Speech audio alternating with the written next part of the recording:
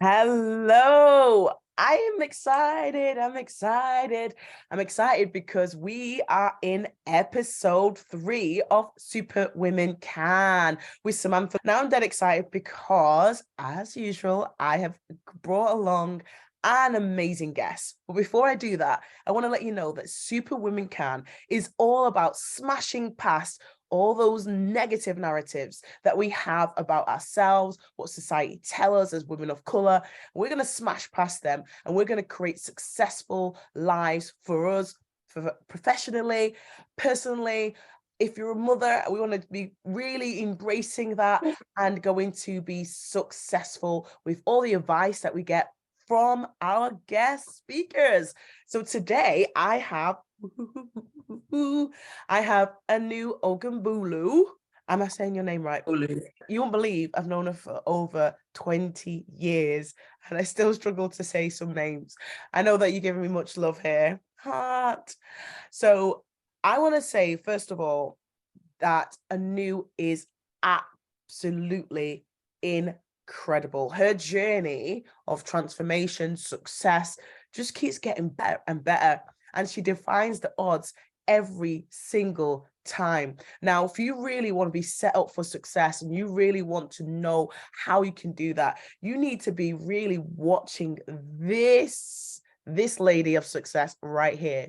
She changes the narrative each and every time. Are you ready for this?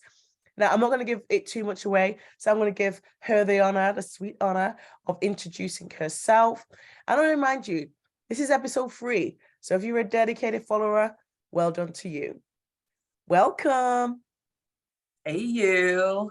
I don't know how I'm going to follow up that amazing intro. You were just way too kind. Thank you. I just want to say before I go on that Samantha has been my greatest advocate through 20 years. I can't believe 20 years that we've known each other. And she's always been my cheerleader. She's always advocated for women, advocated for her friends. There's nothing that she wouldn't do for them. And I really attribute everything that I have done, everywhere I've got to, really to just being a friend. Even when she asked me to be on this podcast, she had to tell me that I'm amazing. I don't believe I am. I'm always my harshest critic, but as long as you have friends or people or acquaintances like Samantha just standing by the sidelines cheering you on, there's really nothing you can't achieve. So wow. Woohoo. Oh, I'm so touched right now. Seriously. Mutual love. Actually go full on crying here. Oh, I don't know. If I think of what we've gone through, it's just like we could just result in tears. Let's not do that. We've taken our time to do our makeup. We're fabulous women. You know what? There's probably going to be a lot of episodes with you in it because the journey that we have been on, it has been awesome. But this is about you, my dear. So tell me more about yourself. Okay, my name is Anu Ogunbolu. And I would say that my road hasn't been the most direct and the straightest. I've been through quite a bit of stuff. As women of color, we know we have to constantly just prevail in everything that we do. We are so used to having to be 10 times better to just even be seen on almost an equal footing to everybody else. My start to life was a bit unconventional. I was placed into foster care until the age of 10. Now, this was voluntary. This was something that my mum did for me and my sister because she was a first generation Nigerian to move to England. And because she was first generation, she was the oldest in her family, she had to work and grind 2 part-time jobs. And she just couldn't lug me and my sister around, wake us up like the crack of dawn, take us to care, bring us back. It was just unfair on us. So she made the very brave and very selfless decision to place us into voluntary foster care. So I lived with foster parents with my sister until about the age of 10. During this time, my mum would work 13 days in a row, come and stay with us on the 14th day, do her hair, spend Christmases with us, would come and stay with her during the summer for the few weeks that she had off. She really dedicated herself to her kids and sending money back home to her family. So she really is a woman that I just aspire to be every single day. When my sister and I were old enough to become latchkey kids, I'm sure most of us know what latchkey kids are, we were able to. So that means that we were old enough to be able to take ourselves to school in the morning, bring ourselves back, have a key, let ourselves in, and just feed ourselves until our mums were able to come back from work. And it's not a unique story in that respect, because I feel a lot of colour, especially growing up in the 80s, 90s, that was just something that we did. It wasn't a huge thing. My mum, because of the amount that she had to work, she did not have the opportunity to go to university, even though she's smart as a whip, absolutely smart. She worked part-time, 14 hours a day, so that she could send all her 6 siblings back home to university, which she did. So I really didn't, in this country, have anybody to look up to in terms of that schooling aspect. So I didn't really have role models in that respect. And because my dad wasn't around, he died when I was 17 and he was in Nigeria until then. I never even met him that I recall. I was essentially the man of my house. So from a very young age, from 13, I had to learn all those things, changing light bulbs and changing batteries and all those things that you don't really usually tend to do back then. I was the man of my house and I helped my mum. I did my thing with my mum. And I always knew I was going to go to university, which I did, but I studied a course that wasn't really appropriate for me, I don't think. I was smart, but very lazy, I'll be honest. I just really floated through, didn't really study, got good grades and was just satisfied with that. I briefly considered doing medicine, but then I realized it was going to be hard, so I gave up on it. And settled on biochemistry because one of my friends was doing biochemistry, and I settled on University of Manchester because one of my friends was going there. But then it was a course I disliked quite early on. But because I wasn't entitled to student support, I wasn't entitled to a student loan, I had to work pretty much full-time whilst I was in university. And my biochemistry course was very grueling. It was one that was literally 5 days a week. We didn't have any half days. We're in labs. The first year I went to uni, I worked in a bar. No, the first year I went to uni, I was working in W. Smith's. Second year, I started working in a bar that was robbed at gunpoint on my second night in Manchester. Did I never tell you that? Like literally, I'll let you carry on. We're gonna come back to some of these like highlights. Go for it. Keep going. Yeah, it was just before I started in Barclays, which is where Samantha and I met. Yeah, it was robbed at it was Aqua Bar on Deansgate Locks. Robbed at gunpoint my second night. But I was honestly so broke, I had to go back until I landed a agency job, which is where I met Miss Samantha Bailey, as she was called back then. Now Samantha. And it was while I gained an appreciation for fun. We worked in debt collections. It's not as seedy as it sounds. It was actually it was an eye-opener because it really gave whoever worked there just really fresh perspective on what happens if you don't manage your finances the way you should. Especially we came across a lot of students who really were just living the party life and was running into debt. I had to work, that job was very grueling. It was 24 hours a week, if I recall. We worked 5 p.m. to 9 p.m. Monday to Friday, 10 a.m. to 2 p.m. on a Saturday, and whenever there was Sunday overtime, we used to work 12 hours on Sundays, as well as full-time courses.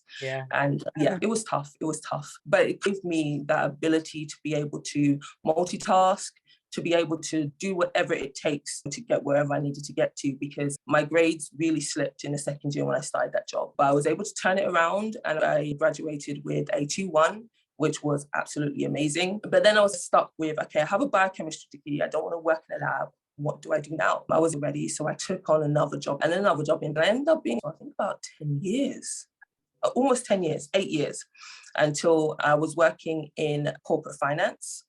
And there came a point where I was expecting my daughter, Talani. I have a 13-year-old. And after I came back from maternity leave, I just wasn't satisfied with that job anymore. I had a new boss in the time that I'd left, and she was pretty horrendous. The work-life balance wasn't very conducive for me, because I remember a specific incident that really killed me. I had arranged that I would work from 8:30 to, I think, 4 p.m.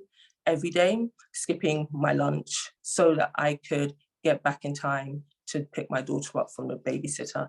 And I remember after dropping her off first thing in the morning, I used to run for the for the train to get into work at 8:30, log on, and then start working. And after a couple of months, my boss had the audacity, I didn't realize it was audacious at that point, she was cheeky, to front me and tell me that when I'm working from 8:30, I should be at my computer from 8:30, not walking through the door. And I remember at that point, I burst into tears because it was so overwhelming being a single parent, really trying your hardest to show up in all aspects and just be told that you fall short. And I wouldn't have stood for that type of talk today, to be quite honest, but things have changed, which is good. So the opportunity for voluntary redundancy came up. I took it. So at the age of 29, I was made redundant. And I would say that was actually the start of just an acceleration in my career. So I know people do fear redundancy. It's not a fun thing. It's not a nice thing, but I have actually been made redundant twice in my life, and they have all just been accelerating steps. So I then started working for a Japanese bank, and I moved from credit risk into operational risk, a risk area that I've never been familiar with before. But my boss, she's an amazing person, Yuki Kataoka, she interviewed me. They offered me the job, and she admitted to me that I was actually a wildcard applicant. So they like to choose some surefire applicants and then just a wildcard applicant who I knew nothing about operational risk. I barely knew the definition, but she just said she saw something in me that she just thought that I had the attributes that she was looking for. And I had a great career there, 5 years in Bank of Tokyo Mitsubishi. I found myself, again, feeling a bit unsettled, feeling a bit lost at that point, because I just couldn't see where my career was going to go. So I made a decision to do an MBA, which I did. I did an Executive MBA. Wow. And I did an Executive MBA with Cass Business School. And I'd asked my company for support for my MBA, and they were not going to give me support. They weren't going to give me any hours. They weren't going to give me any funds towards it. They just weren't very supportive. And I think things came to a head in Bank of Tokyo Mitsubishi when the person above me, my manager, was actually moved on. I think they got promoted above, so it left in a vacuum above me. And I'd been asked to help recruit for their replacement. I was recruiting, and in the interviews, when we were interviewing these people, I realized I'm just as good as these people. I'm as smart as them. I know more than them. I'm going to apply for the job. And this was also backed up with confidence that I had from my MBA, where they really taught you not just business, but also how to promote yourself, how to actualize yourself, identify your skills and play to them. I spoke to my managers from 2 levels above me, the person I was interviewing with, and just asked, was I never considered for the role or offered the role? And he told me that he would have thought that if I wanted it, I would have applied for it. So I told him, I'm not going to be sitting in any more interviews because I'm going to interview for the role. And at which point I put in my application for the role. Then I got a calendar invite from HR that was, I can't remember what it said, but it was very obscure. It was almost like interview for, I didn't understand what it was. It was just a very strange calendar invite where I was invited to discuss the role. I went to the meeting, and my boss was there, and HR was just starting to fire these questions at me as if it was an interview. It was very strange. And she even had to stop herself halfway through and say, oh, I feel like I'm interviewing you. I'm like, yeah, me too. I was not prepared. I don't know what this is about. So we went through that whole debacle, only for them to then send me an email a couple of days later to tell me that I was not good enough to interview for the job that I had been interviewing other people for, people that I knew better than, but I had some weird interview to tell me that I wasn't good enough to interview. And that just, oh my God. And that was it for me. So I thought, okay, it's fine. And I looked for another job. And then I ended up interviewing for Raffles Bank, which was a small private bank in city centre, London City. And it was offering me twice as much money. And I went to the interview at 3 p.m. And the next day at 11 a.m. they offered me the job. I just had one interview. That's amazing. They offered me the job. I know. It was just really surreal. I was almost ready to turn it down because I was thinking, so you're just interviewing people off the streets. You're just giving people jobs. And it kind of goes to, pardon? That's funny. Yeah, it goes to my confidence level, to be fair. My confidence, I'm thinking, you people, I don't know if I want to work with you guys because you clearly have no filtering process. But when I did join, pardon? You've seen your abilities and skills. That's it. When I did join, the girl who reported into me told me that they had been interviewing for months. And and so Tony, my boss, he knew what he wanted and he saw me. And I will tell you, working with Tony Pooley from Rayforth Bank, he was absolutely amazing. He just, everything I did, it was like it was a piece of gold. He advocated for me. He supported me. He took my work into his meetings. I prepare work for their committee meetings, their board meetings. And the person who actually took the minutes for those meetings was a close friend of mine. And she just kept telling me, Tony loves you. He's just in these meetings. He's talking up your work. He never takes credit for your work. He tells people I'm much smarter than him. And he just really boosted me. So that gave me a lot of confidence. Yeah, so unfortunately, Rayforth Bank wound down. I think even as they took me on, they were winding down, but they did actually offer me a substantial retainer to stay until they wound down. I was one of the last people there. And even though I knew it was coming, when they finally called me in to say that they no longer needed me, I remember just thanking Tony and just bursting into tears.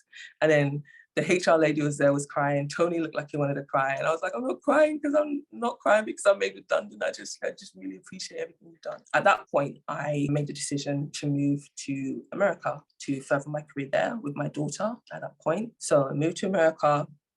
I met who was the man who was to be my husband, and then unfortunately moving on to be my ex-husband now, the father of my 2-year-old son, Kai. A couple of months after moving to America, I secured a job with Verizon, working as a risk manager in a supply chain office, where I still am currently. I had my son in 2020, and I'll be honest, it's been a bit of a rough road since then. My son has been diagnosed with a genetic disorder that is quite devastating. It's not very well known. Yeah, it's called Happy Angelman syndrome, but people know it as happy baby syndrome, and it's characterized by a very characteristic laugh. He's always happy, never cries, hardly ever cries, but it does come with severe developmental delays and such. I'm managing that at the moment. So he has lots of physiotherapy. I think he's in therapy 6 times a week. He's 2.5 almost. He's not yet walking, but he's rolling. He's started to army crawl.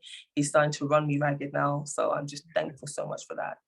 He's not talking yet. 80% of Angelman children don't walk or talk, but he's showing signs that he's just defying the odds every day. He just shows me every day that he's working his hardest to defy genetics. So my prayer for him is that he just continues to thrive. So that's where it's working, mothering, therapy sessions. My daughter is absolutely amazing. She's thriving in school. She's in the top classes, and she's just taking after her nana. So I know that's quite a lot, a bit of a whistle-stop tour of my life. Wow. Oh, anyone watching, I am pretty sure they are extremely impressed by your resilience, your vigor, just the way that you've shown up. And she really fluffs this bit part up because you are extremely successful in what you do, especially by UK standards. You have literally arrived several times over, in fact, and you're on an astounding amount in UK pounds. The dollar to the pound situation is ridiculous. But even still, that you are very successful, and you're very successful, and with looking after Tolani, your daughter, who's the 13-year-old now, going on 21, I'm sure, and I, who is, like you said, astounding odds. And my heart just melted because you're doing so much, but you're still showing up and going through a lot. I want to just go back because I really didn't want to interrupt what you were saying because it was just so amazing, like literally. And I'm absolutely dead on sure that all the listeners are just like glued to what we're going to talk about next. I'm going to go right back because I remember you saying about university. You were the first to go to university. Really reminded me of myself because I only thought white people went to university. And when I said to my mum, no, seriously, I didn't know anyone. So I didn't know anyone. And I know in Nigeria, your mother funded every single person to go to university. So it would be more of its expectation. I remember my family, it was an expectation because no one went. And I remember my mum laughing, me laughing when my mum said, "You go in uni, and that's for white people." And she's like, "What?" I was like, else do you know that goes to university? Because I don't know anyone. I don't know no one. Who? And then the next day she said me, and went an access course. The year later, she was in university. She showed me the way. So the fact that you had this kind of challenge in sense of your mum has taken so many people through university, there is a high expectation on you. How did you navigate that? For me, it was just natural. Even though I didn't have, actually, let me rewind a bit. So just to buff out the details a bit, my sister and I both went to university the same year. That's because I did an extra year of college. I've spent the first year playing pool, so I didn't do very well. So I did college, so I redid the first year. I thought that was fun. And the second year of uni, my mum actually went to uni herself, actually. So she graduated at the age of 50. Oh, amazing. So she went to uni. Yeah. Navigating that is hard because Nigerian parents are very specific, very strict. They push you very hard. I remember specifically that when we did our SATs, I got like the highest level in SATs across maths and English, the highest you could attain. I did it almost like a GCSE SAT for English. I got that one of the highest scores. Maths, the highest scores. My science, I think I got a level 6 out of 7. And my mum was like, "So why didn't you get a level 7 in science?" My mum she never, and one thing I've even said to her, she never ever celebrated any of my wins. She would always zone in on that one thing that I missed, and that would be her talking point. And that actually caused me to do the same to myself. I always felt like I was no better than my worst grade. I was no better than my worst experience. I was no better than my worst act. And that's something that I didn't really realize until I was studying my MBA. So I remember when I was studying my MBA, I was so focused on getting a distinction. I had people there who were so much smarter than me, were like, "I just want to get my MBA, I don't care about it, just to have those numbers." I'm like, "No, I have to get a distinction. I have to get a distinction." And they always ask me, "But why?" And I was like, it made me really think why. And I'm like, because that's the level I was always held to. I was always held to that level. If it's not a distinction, it's nothing else. It really isn't. And so that was very hard on me. That was very hard for me. And it's still something that I do still struggle against, because I don't see myself as anything special. I feel that there's always people that are doing better than me, and I don't compare myself to other people, but I know I'm my worst critic. I need to give myself a break. And just finding that has also kind of made me very sensitive about doing that to my own children. Yeah. So with Tolani, she comes back with amazing grades. She's getting like 99%, 97%, 96%. Wow. And I remember that in her English, when she first came to the States, her English was like 99% the first semester. Then it went down to 96%. Then it went down to 94%, 92%. Those are still amazing grades, but I'm like, why are they dropping? That was my concern. But what I always do, and I always make sure I do, is that I spend a day celebrating how amazing she's done on everything else. And you've done absolutely, I'm so proud of you. Let's go do something nice. Let's celebrate. And then after she's had that time to feel good, I was like, okay, you're doing amazingly, but I just want to identify, what is it on these that you feel that you can do better? What is it that you feel you can do better? Because I feel that you're dropping here, and what's going on? And even when she comes back to me and she says she had a test, she doesn't know she did it very well, I tell her, did you do your best? Did you honestly put your hardest into it? Then it's fine, because the only person you're in competition with is yourself. Absolutely. And that's the example I gave her when I was addressing her grades. I'm like, Tolani, I'm looking at you, and if you're getting 99% here, and I can see each semester you're dropping, what is going on? Because you know you can do better. Like I said, that's something I really try to just address with her. I still want her to obtain excellence. I don't want her to sit back on the fact that things come easy. She still has to push herself, but I don't want to take away that feel-good feeling, because it's a hard thing to get back. Yeah, I think you're an inspiration as a parent, as a mother, most definitely. And what did you get in your MBA? Just out of curiosity. A distinction. Yeah. To be honest with you, I didn't expect anything less. And again, it really just resonates with me in terms of, for me, your expectation was distinction. And I remember I have any expectations. No one had any expectation of me. Like it was like the opposite, like just get by, because no one else had the opportunity. My mum went, and I remember when I went to university, I just kept thinking, how do you get these good marks? And I remember I was getting C's, and then, yeah, let's just try and get higher marks. And then I realized that I could get distinctions. And I was like, oh, there's a process to this. There's a system. Yeah. As long as you get the system, you can achieve. And then from there, it was like a catalyst for me. I just started getting distinction after distinction. And then that was what I expected to get. And I kept pushing myself to that standard. But I didn't know anyone else that had that standard. No one was pushing me. They were just happy I could do it.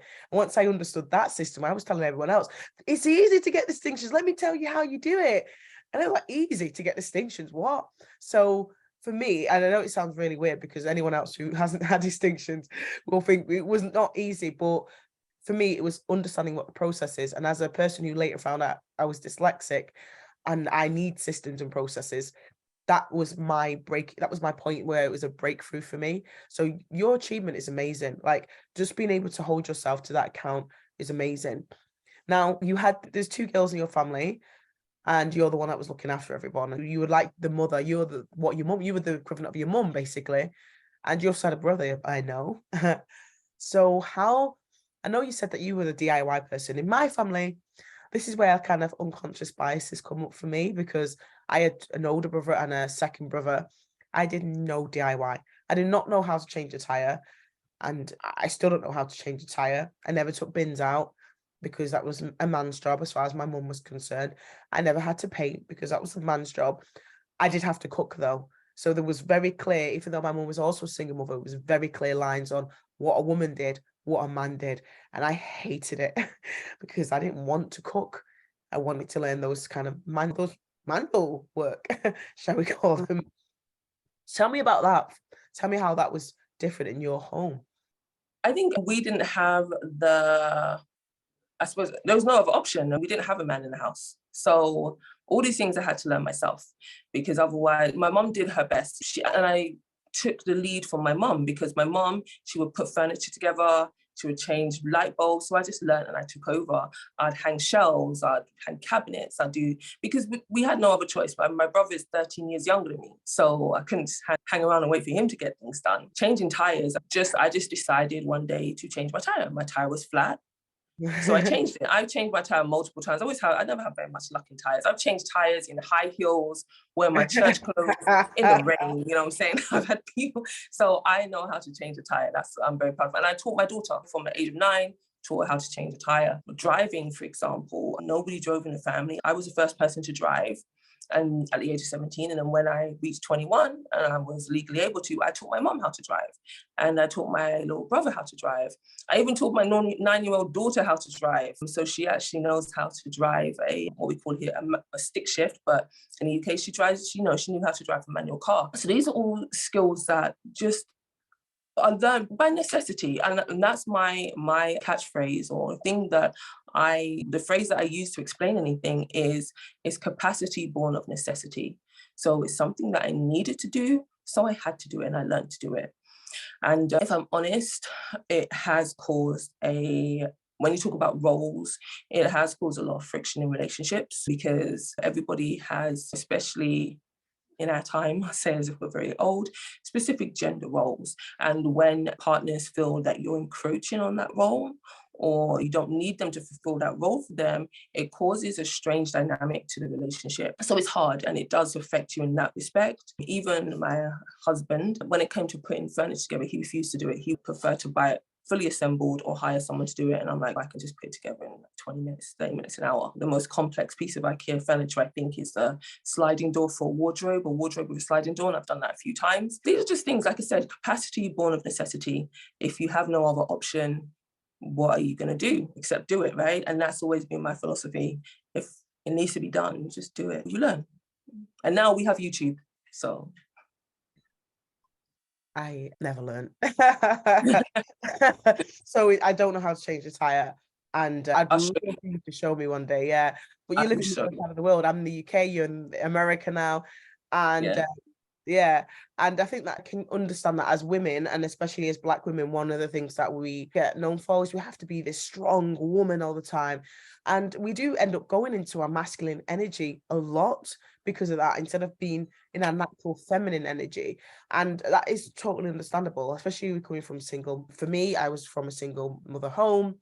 And even though there was clear defined roles, I see my mum still do a lot, so I can completely relate to that. Just for the interest of time, I really want to get to you held at the gunpoint. Like I Yeah. am not skipping that. Like literally, you kind of skipped that, but tell us a bit more about that. Yeah, so I was working in a bar called Aqua Bar. It's not there anymore. It's on Deansgate Locks. Yeah, I know, right? Like I said, I funded myself through uni. So I needed a job, and that was what I could get at the time. So a second day of work, I remember we were just cleaning up at the end of the night. And I just had a bit of commotion. I don't even know, I heard just some man's accent, Mancunian accents. And these guys came in with balaclavas. I can't remember how many of them, maybe 3 of them. And they had guns. And they told us to lay down on the floor. And in my head, I was just thinking, on this dirty floor, oh my God, I was really, my mind was, I was not thinking about, you know me, I'm a germaphobe. I'm like, on this nasty floor, I was not happy. So we lay down on the floor, and then one of the guys bust into the back room where the manager at the time was counting out the day's takings. They stole the takings and they left. And I was just praying. And there's a security guard off me. I'm like, just don't do nothing. Just pray. Don't do nothing. Just let them take the money. It's not worth it. I'm not ready to die here for a couple of £100. It's not going to happen. So the guys escaped, but they were caught, I think, a day later because they drove their own car. They just really bungled it as far as I could. Not that I could do better if I really wanted to, but it was a scary situation. And I was literally so broke. I still went back the next week. I went back for the next couple of weeks until I landed the job at Barclays, and I was able to just say bye and Wow, go the what a story. And that's just really your introduction. So I think you are so inspirational. And I feel like, what can you tell me what advice you would give for other women of color, like just to gain the success and overcome so much adversity? I would say just don't listen to what society tells you can and cannot do. You deserve to be heard. You deserve to have your own platform. And just remember, you are the central character. You are the lead character of your own story. Don't let anybody tell you any differently. One of the things I did struggle with, especially early in my career, was being able to stand up for myself, be assertive, without being seen as aggressive, without being seen as street, without just having that clear work persona. And it didn't do me for any favors in a bit at all. So what I just learned is that just be yourself, show up every day, and just be unapologetically you. That's all I can say. Because you have the skills, you know what you're doing. You just need to just rely on that and think more like a man, I would say, because I remember being told that when men go for job interviews, that when women are looking at job descriptions, they look at the description and say, okay, I can do that. No, I do that. I do that. I do that. I do that. But when men look at job descriptions, they're like, yeah, I'll be able to do that. I'll be able to do that. I can maybe do that. I'll learn how to do that. And that's what they apply based on. And that's what we need to do. We need to just be a lot more daring, a lot more fearless, and a lot more aspirational in what we do. I love that you said that. Yeah, definitely fearless, definitely. And especially you showed that you've had to overcome imposter syndrome a lot in your life and probably still encounter it on a daily basis, but you still show up and unapologetically you. I absolutely love that. Now, I can't really not talk about that you not only are you successful in your career, but you are embarking on setting up not just one, but two businesses. Tell us a little bit about your new ventures. I can't give away too much because I haven't launched yet. But one of them is really focused around women and basically giving them the tools and the advice they need to enjoy all aspects of their life, to just free themselves, to feel satisfied in everything they do. Pardon the pun, you'll understand when it does come, when I do actually launch. And the second one is focused around children, just really giving our youth the tools that they need to be successful, to be able to safeguard their future, and to be able to build up the generational wealth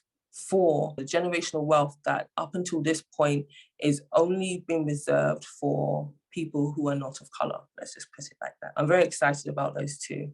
And white watch people. this. He said not of color. It makes me People go not of color. color. Do you mean just White white people. people? Yeah, white Yeah. people. Okay. Yeah, I mean, So, one fun fact I actually found out, sorry to interrupt you, is that only 2% of stocks on the stock market are owned by Black people. Black people only own 2% of stocks and shares. Yeah. So wow, that's it. that is very interesting. And we are the global majority. We're the global majority to Europeans. We're not global majority in sense of the world, but yes, we're the global majority as Black people. And we own 2% of the stocks. It's quite stark, isn't it? So I'm just amazed by your inspiration. I absolutely love this episode already. And I wanted to just ask you something really personal, really, here. After everything you learn, everything you gained, if you were to just write yourself like a letter for 10 years' time, what were the key things that you would actually say? That's a good question. I would say you did it. You identified what you wanted, you aspired to a dream, and you achieved it. And I'm just so proud of you.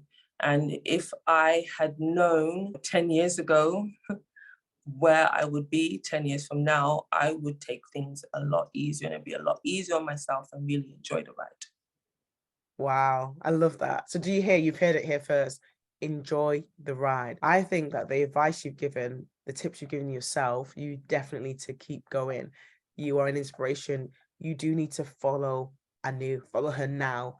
What she just goes from success to success, and she's a catalyst for others.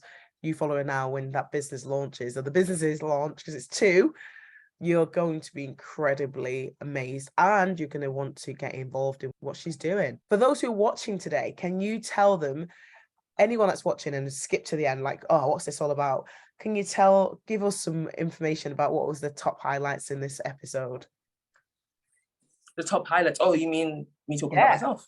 but you come on, girl. Oh, okay. So I am a successful mother of two, raising two amazing children, one of whom is a son with special needs.